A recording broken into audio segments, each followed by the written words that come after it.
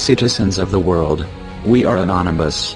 We have recently been hearing some queries as to why the Muslim Brotherhood have become targeted by our attacks.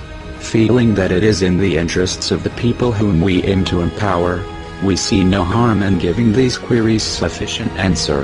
That answer will be some of the many reasons why we chose to conduct this operation.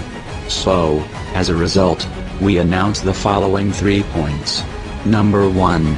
There has been a long existing relationship between the pseudo-democracy known as the United States government, and the pseudo-religious but primarily politically motivated organization known as the Muslim Brotherhood. This relationship is no cause for wonder. In regions of interest all over the world, when factions are vying for power, the U.S. government seeks to establish contact and political relationships with the most prominent of these factions.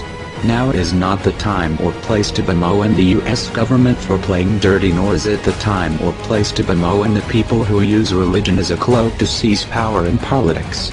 There are other times in which we can discuss these points. We're mentioning this point because recently, this relationship has taken a different turn, an evolution in that said contingency. Which brings us to point 2. Number 2.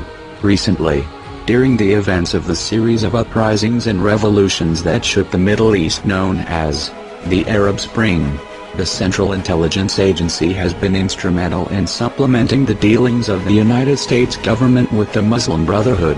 Let it be noted that the Muslim Brotherhood, while active in many countries around the world, has great prominence in several Middle Eastern countries.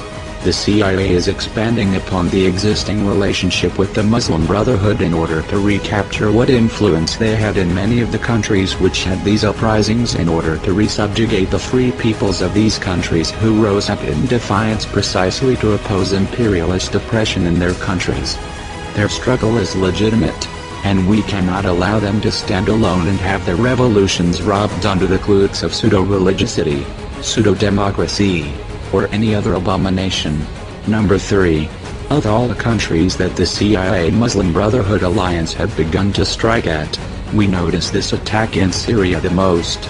We will not let the control of a revolution started by the people of Syria against a tyrannical ruler, who has his forces killing hundreds of people on a weekly basis, go to an elitist and pseudo-religious political organization who in turn will resubjugate the free